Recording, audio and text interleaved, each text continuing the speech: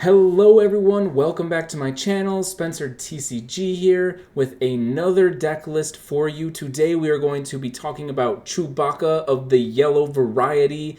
And yeah, this deck is super cool. I actually took it to my locals last week and I'm planning on playing it this week as well. I went undefeated with the list, not even dropping a game out of my best 2 out of 3 matches, and the deck actually felt surprisingly very strong. And in this video, we're going to talk about the deck's strengths and weaknesses. And yes, okay, so let's get into the video. So, I like starting at this whole drop down so you just guys can see the whole deck. So if you just want to get in, get out, see the gist of it, here it is. Otherwise, I'm going to go card by card on another screen just because I like pulling it up that way. But, we can start off with this. We have, as you guys can see, we have 4 cards that we're able to play on turn 1. We can play R2-D2, Spark of the Rebellion, L3-3-7, and Fugitive Wookie. Ideally, we're playing, one of the 2 drops, but, that leaves us at least 12 cards that we're able to play turn 1. And then we have 3, 6, 9, 12, 15, 17 cards that we can play turn 3. These 3 drops are, as you guys know, pretty important in Chewie, since Chewie's effect lets you bring in 3 drops or less with Sentinel, so you do want to have a higher number of them, because at any point in the game, you can drop an annoying Sentinel card. Speaking of annoying Sentinel cards, let's just get right into it. I like looking at this. So first up, we got R2-D2. So R2-D2 is actually a really, really strong card in Chewie, because you're putting out this really annoying butt in front of your opponent. It's a 1/4, so it's just defends most things. It also helps filter, helps look for important pieces in your deck, and can do it more than one time. This card might also do the last point of damage against, things you want to get rid of, but overall R2 feels really good. Also on 4 resources, we can play one of those mini 3 drops we run, and then, slam an R2-D2 with Sentinel, being really annoying for our opponent to deal with. For our 2 drops, we have the Fugitive Wookie and we have L3-3-7. The Wookie's probably a little bit stronger, I'd say, because of its stats. I don't mind that we have to exhaust a unit when it dies, because we're not an aggressive deck, right? So putting out 3/3 body of stats is really nice. And this card is also a Wookie, and we have lots of Wookie thematic stuff going on in our deck, so the Wookie trait is very important. And I also like L3-3-7. He feels like a crafty smuggler upgrade, because most of the time you're getting this 2/2 shielded unit, and remember that we can give this card Sentinel, so it might be able to eat 2 attacks later in the game, which is really nice. Oh, guess what? It also has Smuggle, so in the later parts of the game, if I had to resource it early, I can just bring out a 2/2 with shield, which is kind of cool. And if my opponent is trying to, take and capture my units, I'm able to, get those right back with his other effect. While he doesn't get the shield, totally fine, because we're getting our unit back, which could be annoying. Capturing our, big Wookiees later in the game is annoying, but we have this to save us. For our 3 drops, so we're now going outside of turn 1. We have Liberated Slaves, Tech, the Roshire Tree Tender are our ground units. And the Liberated Slaves is a solid card. It is a 3 resource 3/5. This thing's not dying to much. We can bring it out with Sentinel with Chewie's effect, and it has the Wookie tag. It also has those other tags on it, but we don't really care about those. We just care about the Wookie tag, as there are a lot of Wookie synergies that we'll see. Next up, we have Tech. I can definitely see adding a 3rd copy of this card. It is probably one of the best pieces to come out of the new set.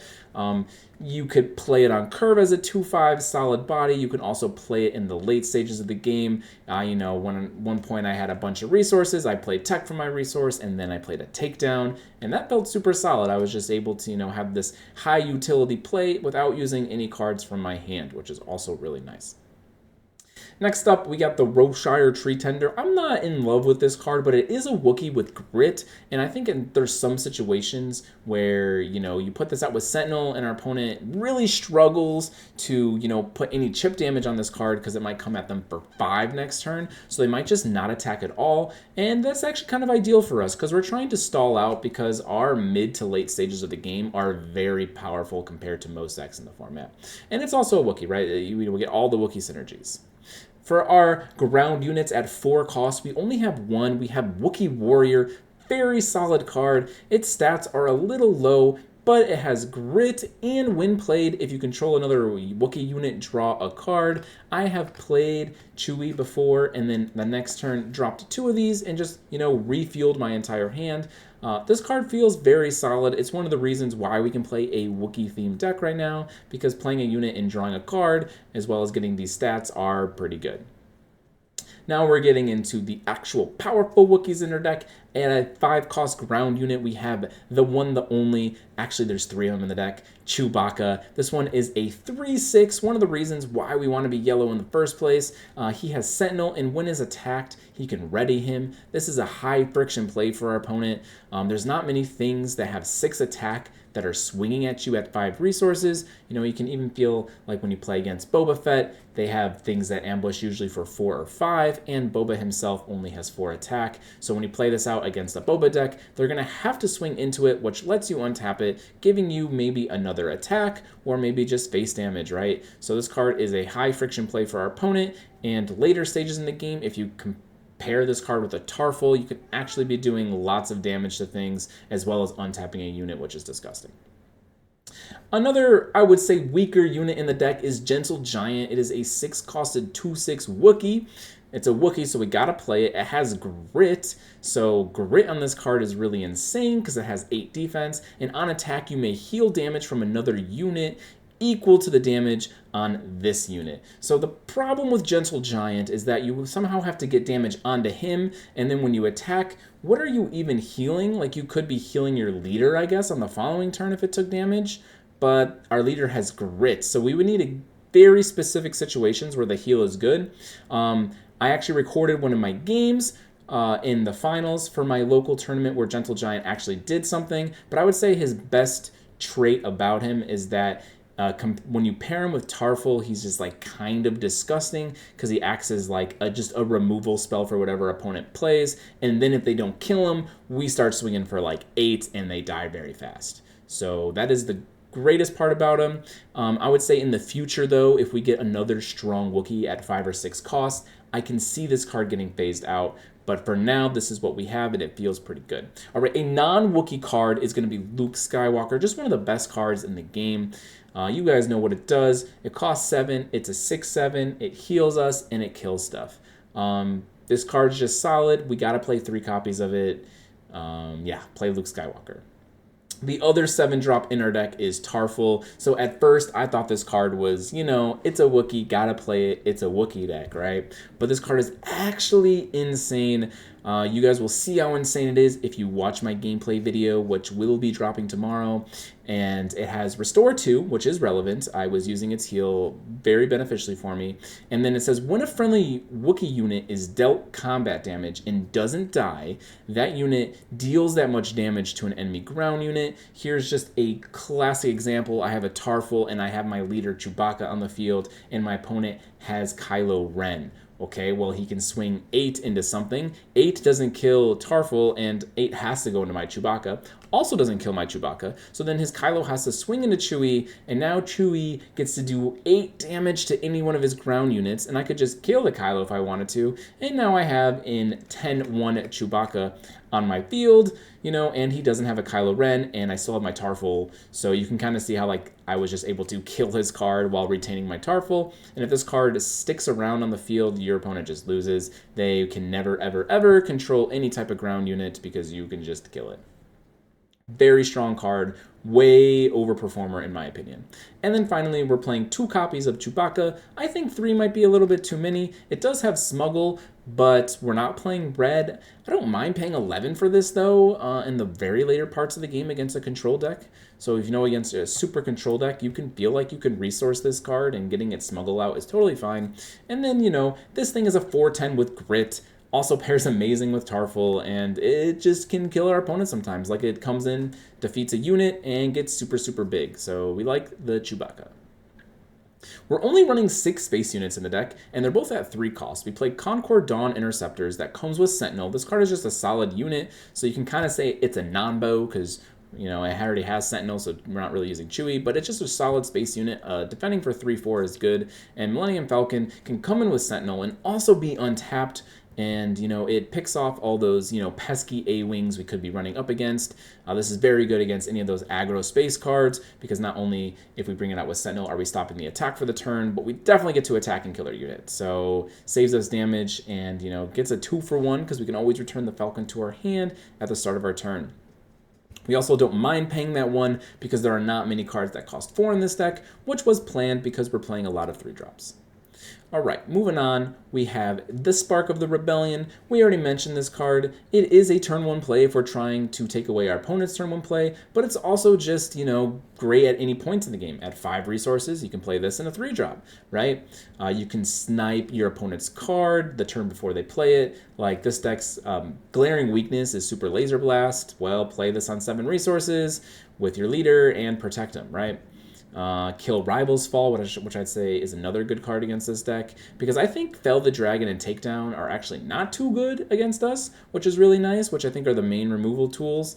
Rival's Fall, I'd say, is, sometimes played, but the other two are definitely played more that I see.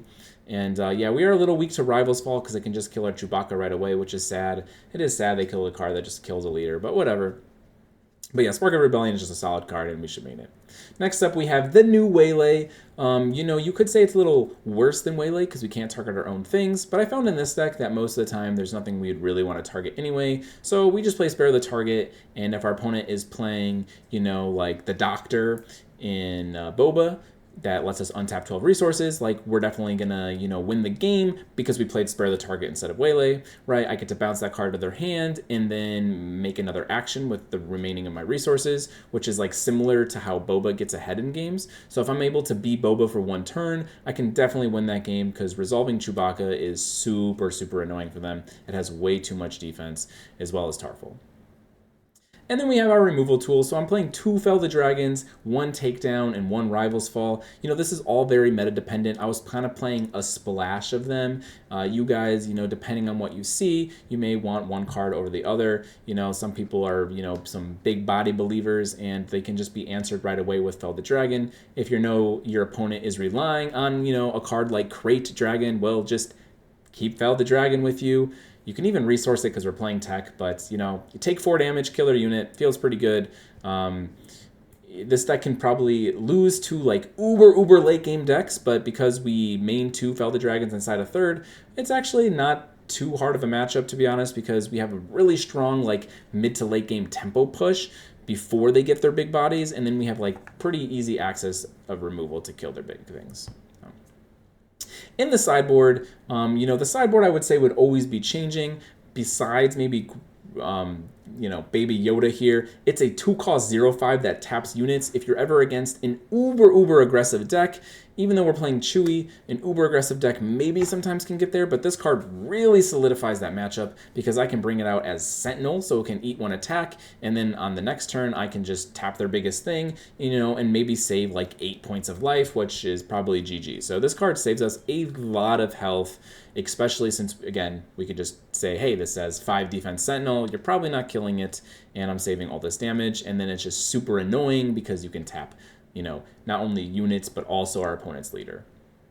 We are playing this 1 copy of Restock in case we play against the Uber Control deck. We also are playing Vigilance, and, Spark of the Rebellions are in the main, so I think we actually have a decent shot against Uber Control decks. That probably would be our worst matchup, though, just these, like, spell-heavy control decks. I don't see them being very popular right now because they're pretty bad against the rest of the meta, so I'm not too concerned. Restock is kind of like a just-in-case card that I think if we, are able to resource early and then resource our tech, we're like never losing to mill if we play it right. So, that's just in there. The Vigilance also can help us heal. So if you're playing against these, like, not necessarily an aggro deck, but like a tempo aggro deck that, like, it just plays on curve and plays like these strong units. Playing a Vigilance, being able to kill something and heal 5 will just totally take back the tempo and probably take you out of range from dying and make you live that 1 turn longer to playing your leader and protecting you. And then we play 2 Bodies against, again, those like super controlling matchups. If we think anything is going to go slow, it does not feel bad to pay 5 resources for this card. Yes, it costs 5 resources for a 3/3, but we get to make our opponent discard a card. So you can kind of think of it as a 3-costed 3/3 and a 2-cost Spark right along with it, right? So it bundles nicely, and Bodhi feels good, you know, but is meta dependent. If you guys aren't seeing any like uber hard control decks, then I wouldn't really worry about having Bodhi in there. Okay, let's go back to the main, you know, thing. So we just went over every card. You know, the reasons why we're yellow are really for like these early game plays, and also, you know, Chewbacca in there. But I can definitely maybe see you guys trying out this deck with different colors. I just really like Fugitive Wookie as a card. It's like a solid, you know, 2-drop, and then like Liberated Slaves being a Wookiee just really lines up well with the Wookiee Warrior, making sure that we get those draws. But if you guys look at the cards, there are a couple Wookiees in other colors. But, you know, I really think this pair feels the best. I also really like just playing a card like Waye, Spare the Target. I feel like it's able to answer anything in the game. It's able to like answer people who like try to super upgrade their unit, or, you know, just really big things. You're just super resource efficient by paying 3 to remove their card. So overall, like, this deck feels pretty solid, actually. I was very surprised by how it performed. I would say, like, your aggro matchup is very, very strong, and you also have a pretty good matchup against mid-range decks that like controlling the ground side of things, as well as like aggro space decks. So, right, we're playing like 6 very strong tools that are good at attacking the aggro space decks. And in the late game, if we go, you know, leader Tarl or leader Luke, like, we're totally owning back the ground board and winning those games. Again, I think his weakness comes against control, but we have so many tools now that can help us beat it, right? We're playing these efficient spells that kill big units. We're playing tech to get lots of resource, you know, just be resource efficient, and, or what's the word? Like, just lots of value, right? It's valueful. Like, they're coming from our resource, so we're not playing them from our hand. And, you know, we're playing a bunch of annoying units. Like, we have things with shields. We have things with high defense, so, you know, open fire isn't killing our liberated slaves, which is really nice. And we're playing things that draw. You know, Wookiee Warrior draws us a card, and anything with smuggle technically draws us a card. And some cards naturally just have smuggle in this deck anyway. So I would say, like, it's not really that easy for control to beat us either. And all of a sudden you have a deck that actually can compete, and I actually do think Chewie can compete. I'm going to continue to play it, and I probably will make a second list eventually. But this was my starting list, and I only changed 1 card after the tournament. I added in this 1 copy of Rivals Fall. I was 2-2, but I think I decided that I wanted 2 main 1 copies of Rivals Fall. But again, it performed well in the tournament. I'm planning on playing it at my next locals, and I think you guys should give this deck a shot. And if you do give it a shot, let me know how it goes. I'd love to hear it. Let me know if you have any advice for things you would change. And as always, guys, thank you so much for checking me out and watching my videos. So, peace. Doses.